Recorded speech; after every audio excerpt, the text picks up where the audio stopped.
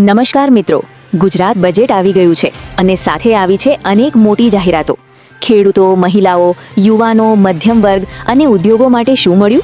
આ વિડીયોમાં જાણીએ ગુજરાત બજેટના ટોપ 20 મોટા સમાચાર, એકદમ ટૂંકમાં અને સ્પષ્ટ રીતે. અંત સુધી વિડીયો જુઓ. તો શું છે નવા બજેટમાં? ચાલો વિસ્તારથી જાણીએ. ખેડૂત સહાય, સિંચાઈ અને પાક વીમા માટે મોટી ફાળવણી. મહિલાઓ અને દીકરીઓના શિક્ષણ, સ્વરોજગાર પર ખાસ ભાર. યુવાનો માટે રોજગાર અને સ્કિલ ડેવલપમેન્ટ યોજના. શિક્ષણ ક્ષેત્રે બજેટમાં મોટો વધારો. આરોગ્ય સેવાઓ અને નવી મેડિકલ કોલેજ માટે વિશેષ ફાળવણી.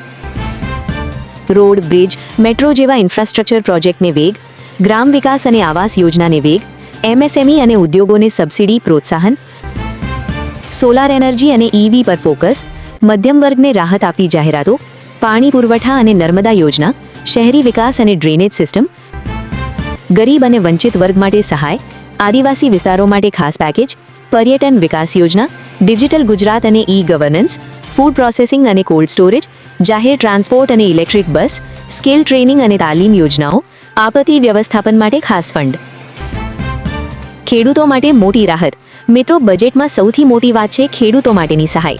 સિંચાઈ યોજનાઓ, પાક વીમા અને ખેડૂત કલ્યાણ માટે સરકારે મોટી રકમ ફાળવી છે.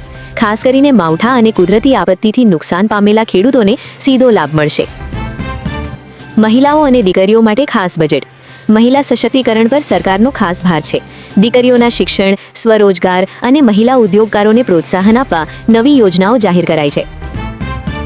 યુવાનો માટે રોજગાર યોજના. યુવાનો માટે સ્કિલ ડેવલપમેન્ટ, તાલીમ કેન્દ્રો અને નવી ભરતીની જાહેરાત કરવામાં આવી છે. સરકારનું લક્ષ્ય છે કે વધુમાં વધુ યુવાનોને રોજગાર મળે. શિક્ષણ ક્ષેત્રે મોટો વધારો. સરકારી શાળાઓ, કોલેજો અને ડિજિટલ શિક્ષણ માટે બજેટમાં મોટો વધારો કરવામાં આવ્યો છે. ગ્રામ્ય વિસ્તારોમાં શિક્ષણની ગુણવત્તા સુધારવા ખાસ યોજના છે. આરોગ્ય સેવાઓ મજબૂત બનશે. નવી મેડિકલ કોલેજો, જિલ્લા હોસ્પિટલ અને ગ્રામ્ય આરોગ્ય કેન્દ્રો માટે વિશેષ ફાળવણી કરવામાં આવી છે. સામાન્ય જનતાને સારી અને સસ્તી આરોગ્ય સેવા મળશે. રોડ, બ્રિજ અને મેટ્રો પ્રોજેક્ટ. ઇન્ફ્રાસ્ટ્રક્ચર વિકાસ પર બજેટમાં ખાસ ભાર મુકાયો છે. નવા હાઈવે, બ્રિજ, મેટ્રો અને સ્માર્ટ સિટી પ્રોજેક્ટને વેગ મળશે.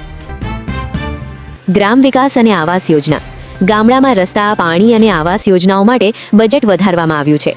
ગરીબ પરિવારોને પોતાનું ઘર મળે એ સરકારનું લક્ષ્ય છે. એમએસએમઈ અને ઉદ્યોગોને પ્રોત્સાહન. નાના અને મધ્યમ ઉદ્યોગોને લોન, સબસિડી અને નીતિ સહાય આપવામાં આવશે. આનાથી રોજગારની નવી તકો ઊભી થશે.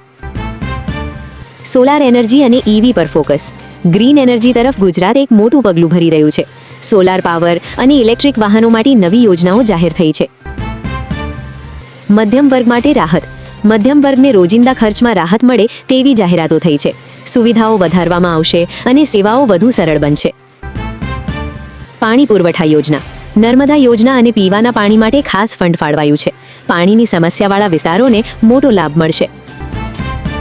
શહેરી વિકાસ. શહેરોમાં ડ્રેનેજ, ગટર, લાઇટિંગ અને ટ્રાફિક સુધારણા માટે બજેટ વધારાયું છે. ગરીબ અને વંચિત વર્ગ માટે સહાય. રેશન, સામાજિક સુરક્ષા અને સહાય યોજનાઓને વધુ મજબૂત બનાવવામાં આવી છે. આદિવાસી વિસ્તારો માટે ખાસ પેકેજ. આદિવાસી વિસ્તારોમાં શિક્ષણ, આરોગ્ય અને રોજગાર માટે અલગ ફંડની જોગવાઈ. પર્યટન વિકાસ યોજના. ધાર્મિક, ઐતિહાસિક અને કુદરતી સ્થળોના વિકાસ માટે નવી યોજના. Digital Gujarat. E governance, online સેવાઓ અને ડિજિટલ ઇન્ફ્રાસ્ટ્રક્ચર પર ભાર. ફૂડ પ્રોસેસિંગ અને કોલ્ડ સ્ટોરેજ. ખેડૂતોને સારો ભાવ મળે તે માટે ફૂડ પ્રોસેસિંગ યુનિટ અને કોલ્ડ સ્ટોરેજને પ્રોત્સાહન. જાહેર ટ્રાન્સપોર્ટ. નવી બસો, ઇલેક્ટ્રિક બસ અને પરિવહન સુવિધા સુધારાશે. સ્કિલ ટ્રેનિંગ યોજના. યુવાનો માટે તાલીમ કેન્દ્રો અને એપ્રેન્ટિસશિપ કાર્યક્રમ. પૂર, વાવાઝોડું અને કુદરતી આપત્તિ માટે ખાસ ફંડ ફાળવાયું છે. મિત્રો, આ હતું ગુજરાત બજેટ 2026ના ટોપ 20 મોટા સમાચાર. તમને બજેટમાંથી કઈ જાહેરાત સૌથી સારી લાગી? કમેન્ટમાં જરૂર જણાવજો. વિડીયો પસંદ આવ્યો હોય તો લાઈક કરો, શેર કરો અને ચેનલને સબસ્ક્રાઇબ કરવાનું ભૂલશો નહીં. ધન્યવાદ.